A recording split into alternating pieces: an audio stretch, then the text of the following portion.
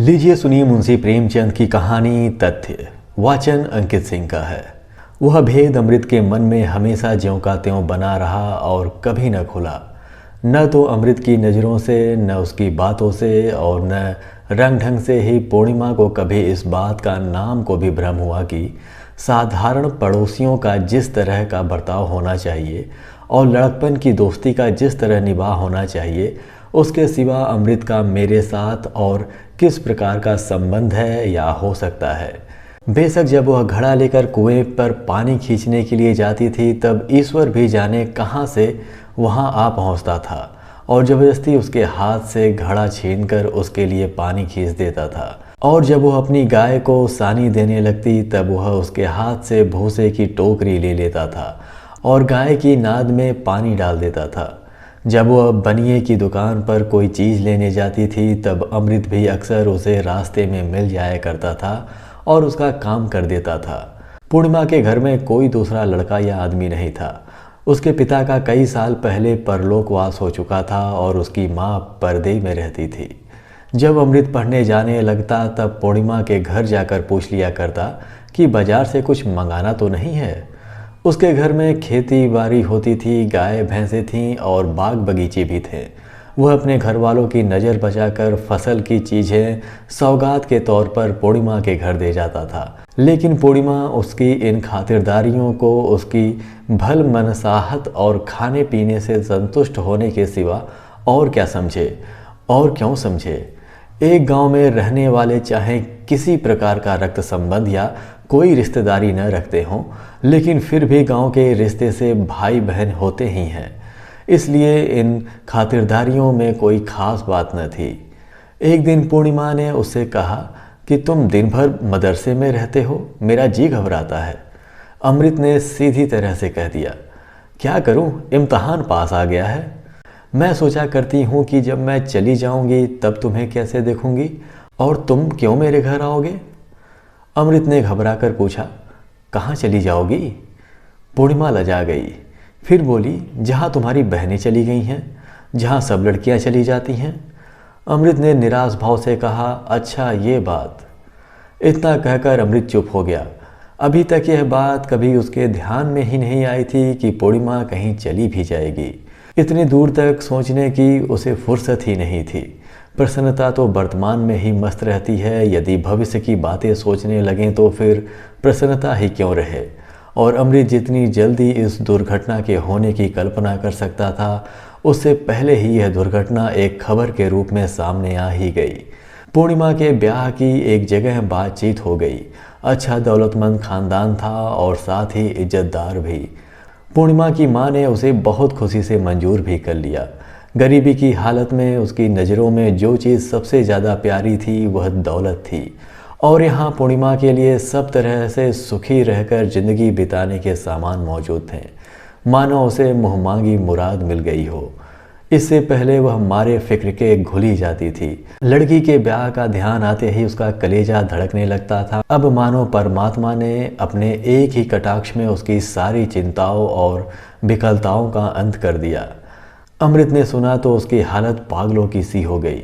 वह बेतहासा पूर्णिमा के घर की तरफ दौड़ा, मगर फिर लौट पड़ा। होश ने उसके पैर रोक दिए। वह सोचने लगा कि वहाँ जाने से क्या फ़ायदा, आखिर उसमें उसका कसूर ही क्या है और किसी का क्या कसूर है। अपने घर आया और मुंह ढककर लेट रहा। पूर्णिमा चली जाएगी, फिर वह कैसे रहेगा। वह विचलित सा होने लगा। वह जिंदा ही क्यों रहे, जिंदगी में रखा ही क्या है। लेकिन यह भाव भी दूर हो गया और उसका स्थान लिया उस निस्तब्धता ने जो तूफान के बाद आती है। वह उदासीन हो गया। जब पूर्णिमा जाती ही है तो वह उसके साथ कोई संबंध क्यों रखे, क्यों मिले जुले। और अब पूर्णिमा को उसकी परवाह ही क्यों होने लगी, और परवाह थी ही कब। वह आप ही उसके पीछे कुत्तों की तरह दुम हिलाता रहता था। पूर्णिमा ने तो कभी बात भी नहीं पूछी, और अब उसे क्यों न अभिमान हो, एक लखपति की स्त्री बनने जा रही है। शौक से बने, अमृत भी जिंदा रहेगा, मरेगा नहीं। यही इस जमाने की वफादारी की रस्म है। लेकिन ये सारी तेजी दिल के अंदर ही अंदर थी और निरर्थक थी। भला उसमें इतनी हिम्मत कहाँ थी कि जाकर पूर्णिमा की माँ से कह दे कि पूर्णिमा मेरी है और मेरी ही रहेगी। गजब हो जाएगा, गांव में आफत मच जाएगी। ऐसी बातें न गांव की कहानियों में कभी सुनी है और न देहातों में कभी देखी है। और पूर्णिमा का यह हाल था कि दिन भर उसका रास्ता देखा करती थी। वह सोचती थी कि क्यों मेरे दरवाजे से होकर निकल जाता है और क्यों अंदर नहीं आता।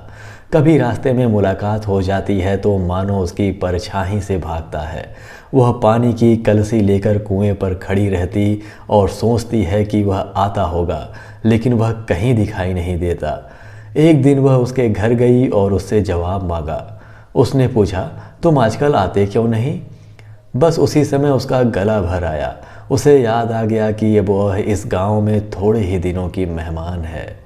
लेकिन अमृत चुपचाप ज्यों का त्यों बैठा रहा। लापरवाही से उसने सिर्फ इतना कहा, इम्तहान पास आ गया है, फुर्सत नहीं मिलती।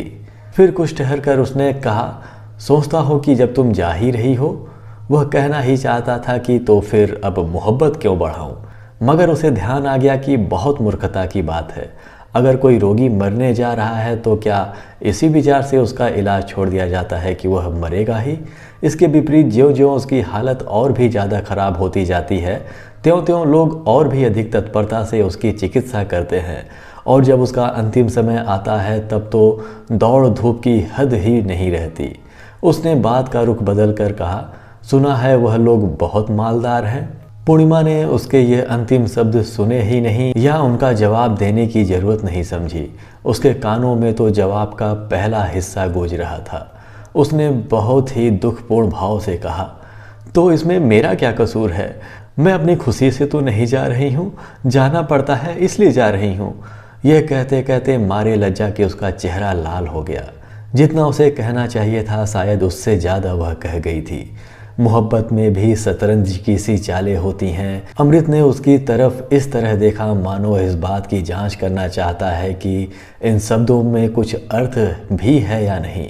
क्या अच्छा होता कि उसकी आंखों में आर पार देखने की शक्ति होती। इस तरह तो सभी लड़कियां निराश भाव से बात करती हैं, मानो ब्याह होते ही उनकी जान परा बनेगी।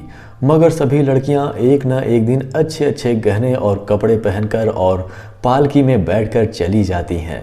इन बातों से उसको कोई संतोष नहीं हुआ। फिर डरते डरते बोला, तब तुम्हें मेरी याद क्यों आएगी? उसके माथे पर पसीना आ गया। उसे ऐसी बेढब शर्मिंदगी हुई कि जी चाहा कि कमरे से बाहर भाग जाऊं। पूर्णिमा की ओर देखने की हिम्मत भी नहीं हुई, कहीं वह समझ न गई हो।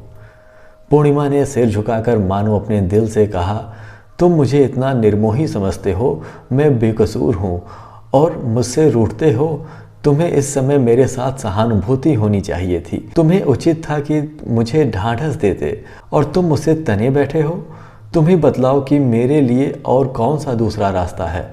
जो मेरे अपने हैं वही मुझे गैर के घर भेज रहे हैं। वहाँ मुझ पर क्या बीतेगी, मेरी क्या हालत होगी? क्या यही गम मेरी जान लेने के लिए काफ़ी नहीं है जो तुम उसमें अपना गुस्सा और भी मिला देते हो? उसका गला फिर भर आया। आज पूर्णिमा को इस प्रकार दुखी और उदास देकर अमृत को विश्वास हो गया कि उसके अंदर भी एक छिपी हुई वेदना है। उसका ओछापन और स्वार्थपरता मानो कालिख बनकर उसके चेहरे पर चमकने लगी। पूर्णिमा के इन शब्दों में पूरी सत्यता थी और साथ ही कितनी फटकार और कितना अपमान भी भरा हुआ था। जो पराए हों उससे शिकायत ही क्यों करे। अवश्य ऐसी अवस्था में उसे पूर्णिमा को ढाढ़स दिलाना चाहिए था। यह उसका कर्तव्य उसे बहुत प्रसन्नता के साथ पूरा करना चाहिए था। पूर्णिमा ने प्रेम का एक नया आदर्श उसके सामने रख दिया था और उसका विवेक इस आदर्श से बचकर नहीं निकलने देता था। इसमें संदेह नहीं कि प्रेम भी एक स्वार्थ त्याग है, परंतु बहुत बड़ा और जिगर को जलाने वाला है। उसने लज्जित होकर कहा, माफ़ करो पूर्णिमा, मेरी भूल थी, बल्कि बेवकूफ़ी थी। पूर्णिमा का ब्याह हो गया। अमृत जी जान से उसके ब्याह के प्रबंध में लगा रहा। दूल्हा अधेड़ था, तोंदल था और भोदा था और साथ ही बहुत घमंडी और बदमिजाज भी था। लेकिन अमृत ऐसी तत्परता से उसकी खातिरदारी कर रहा था कि मानो वह कोई देवता हो और उसकी एक ही मुस्कुराहट उसे स्वर्ग में पहुंचा देगी। पूर्णिमा के साथ बातचीत करने का अमृत को अवसर ही नहीं मिला और न उसने अवसर निकालने का कोई प्रयास किया। वह पूर्णिमा को जब देखता था तब वह रोती ही रहती थी और अमृत आँखों की जबान से जहाँ तक हो सकता था बिना कुछ कहे ही उसे जितना ढाढ़स और तसल्ली दे सकता था वह देता था और उसके प्रति सहानुभूति दिखलाता था। तीसरे दिन पूर्णिमा रो धोकर ससुराल विदा हो गई। अमृत ने उसी दिन शिव जी के मंदिर में जाकर परम निष्ठा और भक्ति से भरे हुए दिल से प्रार्थना की कि पूर्णिमा सदा सुखी रहे। जब नया और ताज़ा गम हो तो फिर इधर उधर के और फालतू विचारों का भला कहाँ प्रवेश हो सकता है। दुख तो आत्मा के रोगों का नाशक है, परंतु मन में उसे एक तरह की शून्यता का अनुभव हो रहा था। मानो अब उसका जीवन उजाड़ हो गया था, अब उसका कोई उद्देश्य या कोई कामना नहीं रह गया था। 3 बरस बाद पूर्णिमा फिर मैके आई। इस बीच में अमृत का भी ब्याह हो गया था और जीवन का जुआ गर्दन पर रखे हुए लकीर पीटता चला जा रहा था। परंतु उसके मन में एक ऐसी अस्पष्ट सी वासना दबी हुई थी जिसे वह कोई स्पष्ट रूप नहीं दे सकता था। वह वासना थर्मामीटर के पारे की तरह उसके अंदर सुरक्षित थी।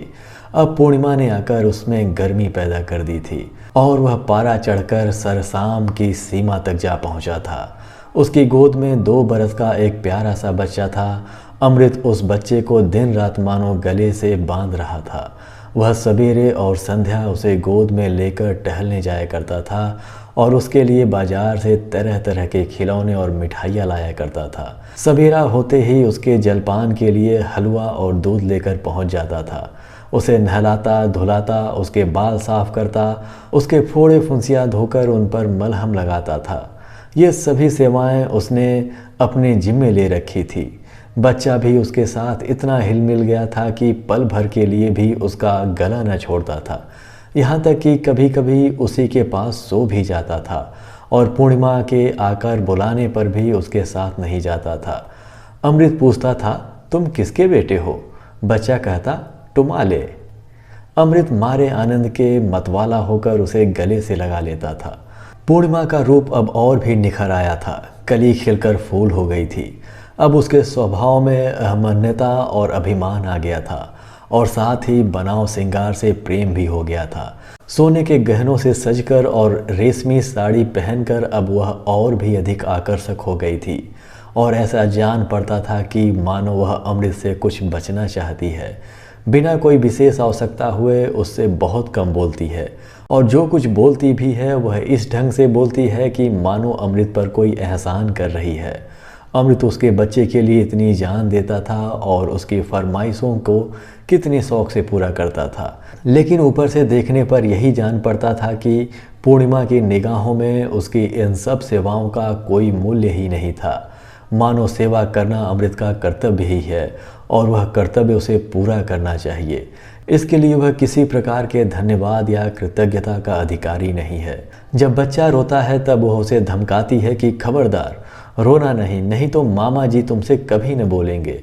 और इतना सुनते ही बच्चा चुप हो जाता है।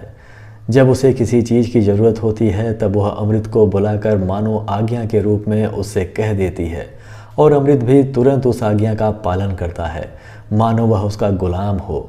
और वह भी शायद यही समझती है कि मैंने अमृत से गुलामी का पट्टा लिखा लिया है। 6 महीने मैके रहकर पूर्णिमा फिर ससुराल चली गई। अमृत उसे पहुंचाने के लिए स्टेशन आया था। जब वह गाड़ी में बैठी तब अमृत ने बच्चा उसकी गोद में दे दिया। अमृत की आंखों में आंसू की बूंद टपक पड़ी और उसने मुंह फेर लिया और आंखों पर हाथ फेरकर आंसू पोंछ डाला। पूर्णिमा को अपने आंसू कैसे दिखलाए, क्योंकि उसकी आंखें तो बिल्कुल खुश्क थीं। लेकिन फिर भी उसका जी नहीं मानता था। वह सोचता था कि न जाने अब फिर कब मुलाकात हो। पूर्णिमा ने कुछ अभिमान के साथ कहा, बच्चा कई दिन तक तुम्हारे लिए बहुत हुड़केगा। अमृत ने भरे हुए गले से कहा, मुझे तो उम्र भर भी इसकी सूरत न भूलेगी। कभी कभी एक आध पत्र भेज दिया करो। भेजूंगा, मगर मैं जवाब नहीं दूंगी, ये समझ लो। मत देना, मैं मांगता तो नहीं, मगर याद रखना। गाड़ी चल पड़ी।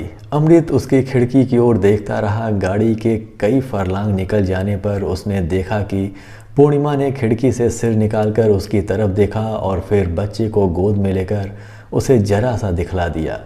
अमृत का हृदय उस समय उड़कर पूर्णिमा के पास पहुंच जाना चाहता था। वह इतना प्रसन्न है कि मानो उसका उद्देश्य सिद्ध हो गया हो। उसी वर्ष पूर्णिमा की माँ का देहांत हो गया। पूर्णिमा उस समय सफ़र में थी। वह अपनी माँ को अंतिम समय न देख सकी। जहाँ तक हो सकता था अमृत ने पहले तो उसकी पूरी चिकित्सा की और उसके मर जाने पर उसका क्रियाकर्म भी कर दिया। ब्राह्मणों को भी और बिरादरी वालों को भी भोजन कराया, मानो स्वयं उसकी माँ मर गई हो। स्वयं उसके पिता का देहांत हो ही चुका था, इसलिए वह आप ही अपने घर का मालिक हो गया था। कोई उसका हाथ पकड़ने वाला नहीं था। पूर्णिमा अब किस नाते से मैके आती, और फिर अब उसे इतनी फुर्सत कहाँ थी। अपने घर की मालकिन थी, घर किस पर छोड़कर आती। उसे 2 बच्चे और भी हुए। पहला लड़का बड़ा होकर स्कूल में पढ़ने लगा, छोटा देहात के मदरसे में पढ़ता था। अमृत साल में एक बार नाई को भेजकर उन सब की खैर सलाह मांग लिया करता था। पूर्णिमा सब प्रकार से सुखी और निश्चिंत है, और उसकी तसल्ली के लिए इतना ही काफ़ी था। अमृत के लड़के भी सयाने हो गए थे। वह घर गृहस्थी की चिंताओं में फंसा रहता था। फिर उसकी उम्र भी 40 से आगे निकल गई थी, परंतु फिर भी पूर्णिमा की स्मृति अब तक उसके हृदय की गंभीरतर भागों में सुरक्षित थी। अचानक एक दिन अमृत ने सुना कि पूर्णिमा के पति का देहांत हो गया, परंतु आश्चर्य यह है कि उसे कोई दुख नहीं हुआ। वह यूं ही अपने मन में यह निश्चय कर बैठा था कि इस खबीस बुढ़े के साथ पूर्णिमा का जीवन कभी ईर्ष्या के योग्य नहीं हो सकता। कर्तव्य की व्यवस्था और पतिव्रत धर्म के पालन के विचार से उसने कभी अपना हार्दिक कष्ट प्रकट नहीं किया था, परंतु यह असंभव है कि सभी प्रकार के सुख और निश्चिंतता के रहते हुए भी उस घृणित व्यक्ति के साथ उसे कोई विशेष प्रेम रहा हो। यह तो भारतवर्ष ही है जहाँ ऐसी अप्सराएं ऐसे अयोग्य को पात्रों के गले बांध दी जाती हैं, और नहीं तो यह पूर्णिमा किसी दूसरे देश में होती तो उस देश के नवयुवक उस पर न्यौछावर हो जाते। उसकी मरी वासनाएं फिर जीवित हो गईं। अब उसमें वह पहले वाली झिझक नहीं है, और न उसकी जबान पर वह पहले वाली मौन की मोहर ही है। और फिर पूर्णिमा भी अब स्वतंत्र है। अवस्था के धर्म ने अवश्य ही उसे अधिक दयालु बना दिया होगा। वह सोखी अल्हड़पन और लापरवाही तो कब की विदा हो चुकी होगी। उस लड़कपन की जगह अब उसमें अनुभवी स्त्रियों की वे सब बातें आ गई होंगी जो प्रेम का आदर करती हैं और उसकी इच्छुक होती हैं। वह पूर्णिमा के घर मातम पुरसी करने जाएगा और उसे अपने साथ ले आएगा, और जहाँ तक हो सकेगा उसकी सेवा करेगा। अब पूर्णिमा के केवल सामीप्य से ही उसका संतोष हो जाएगा। वह केवल उसके मुंह से यह सुनकर ही हार्दिक संतोष प्राप्त करेगा कि वह भी उसे याद करती है, अब भी उससे वही बचपन का सा प्रेम करती है। 20 साल पहले उसने पूर्णिमा की जो सूरत देखी थी, उसका शरीर भरा हुआ था, गालों पर लाली थी, अंगों में कोमलता थी। उसकी खिंची हुई ठोट ही थी जो मानो अमृत के भरे हुए कुंड के समान थी। उसकी मुस्कुराहट मादक थी। बस उसका वही रूप अब भी बहुत ही थोड़े परिवर्तन के साथ उसकी आंखों में समाया हुआ था, और वह परिवर्तन उस एकांत की आंखों में उसे और भी अधिक प्रिय जान पड़ने लगा था। अवश्य ही समय की प्रगति का उस पर कुछ न कुछ प्रभाव होगा, परंतु पूर्णिमा के शरीर में किसी ऐसे परिवर्तन की वह कभी कल्पना भी नहीं कर सकता था जिससे उसकी मनोहरता में कोई अंतर आ जाए। और अब वह केवल ऊपरी रूप का उतना अधिक इच्छुक भी नहीं रह गया था जितना उसके मधुर वचनों का भूखा था। वह उसकी प्रेमपूर्ण दृष्टि और उसके विश्वास का ही विशेष इच्छुक था। अपने पूर्वसूचित आत्माभिमान के कारण कदाचित वह यह भी समझता था कि वह पूर्णिमा की अतृप्त प्रेम भावना को अपनी नज़रबदारियों और प्रेम के आवेश से सुरक्षित रखेगा और अपनी पिछली भूल चूक का मार्जन कर डालेगा। संयोग से पूर्णिमा स्वयं ही एक दिन अपने छोटे बच्चे के साथ अपने घर आ गई। उसकी एक विधवा मौसी थी जो उसकी माँ के साथ ही अपने वैधव्य के दिन काट रही थी। वह अभी तक जीती थी। इस प्रकार वह सूना घर फिर से बस गया। जब अमृत ने यह समाचार सुना तब वह बड़े शौक से मानो मदमत्त होकर उसके घर की तरफ दौड़ा। वह अपने लड़कपन और जवानी की मधुर स्मृतियों को अपने मन की झोली में अच्छी तरह संभालता हुआ ले जा रहा था। उस समय उसकी अवस्था ठीक उस छोटे बच्चे के समान थी जो अपने हमजोली को देखकर उसके साथ खेलने के लिए टूटे फूटे खिलौने लेकर दौड़ पड़ता है। लेकिन उसकी सूरत देखते ही उसका सारा शौक और सारी उमंग मानो बुझ सी गई। वह निस्तब्ध होकर खड़ा रह गया। पूर्णिमा उसके सामने आकर सिर झुकाकर खड़ी हो गई। सफ़ेद साड़ी के घूंघट से आधा मुंह छिपा हुआ था, लेकिन कमर झुक गई थी। बाहें सूत सी पतली, पैर के पिछले भाग की रगें उभरी हुईं, आंसू बह रहे थे और चेहरे का रंग बिल्कुल पीला पड़ गया था, मानो कफन में लपेटी हुई लाश खड़ी हो। मानो जिस नींव पर उसने ज़िंदगी की इमारत खड़ी की थी वह हिल गई हो। आज उसे मालूम हुआ कि जन्म भर उसने जिस वस्तु को तथ्य समझकर रखा था वह वास्तव में मृग तृष्णा थी अथवा केवल स्वप्न था। पूर्णिमा की मौसी ने आकर कहा, बैठो बेटा, देखते हो इसकी हालत सूख कर कांटा हो गई है। एक क्षण को भी आंसू नहीं थमते, सिर्फ एक समय सूखी रोटियां खाती हैं और किसी चीज़ से मतलब नहीं है। नमक छोड़ दिया है, घी दूध सब त्याग दिया है, बस सूखी रोटियों से काम। इस पर आए दिन व्रत रखती है, कभी एकादशी, कभी इतवार और कभी मंगल। एक चटाई बिछाकर जमीन पर सोती है, घड़ी रात रहे उठकर पूजा पाठ करने लगती है। लड़के समझाते हैं मगर किसी की नहीं सुनती। कहती है कि जब भगवान ने सुहाग ही उठा लिया तो फिर सब कुछ मिथ्या है। जी बहलाने के लिए यहाँ आई थी, मगर यहाँ भी रोने के सिवा दूसरा काम नहीं। कितना समझाती हूँ कि बेटा, भाग्य में जो कुछ लिखा था वह हुआ, अब सब्र करो। भगवान ने तुम्हें बाल बच्चे दिए हैं, उनको पालो। घर में ईश्वर का दिया सब कुछ है, चार को खिलाकर खा सकती हो। मन पवित्र होना चाहिए, शरीर को दुख देने से क्या लाभ। लेकिन सुनती ही नहीं, अब तुम समझाओ तो शायद माने। अमृत ऊपर से देखने में तो निस्तब्ध, परंतु अंदर हृदय विदारक वेदना छिपाए हुए खड़ा था। पूर्णिमा के इस विकट आत्मसंयम और तपस्वियों के से आचरण के सामने उसकी समस्त वासनाओं और प्रेम की उमंगों का नाश हो गया था और उसके जीवन का ये नया तथ्य आकर उपस्थित हो गया था कि यदि मन में मिट्टी को देवता बनाने की शक्ति है तो मनुष्य को देवता बनाने की शक्ति है। पूर्णिमा उसी घृणित मनुष्य को देवता बनाकर उसकी पूजा कर रही थी। उसने शांत भाव से कहा, तपस्विनी को हम जैसे स्वार्थी लोग कैसे समझा सकते हैं मौसी। हम लोगों का कर्तव्य इसके चरणों पर सिर झुकाना है, इसे समझाना नहीं।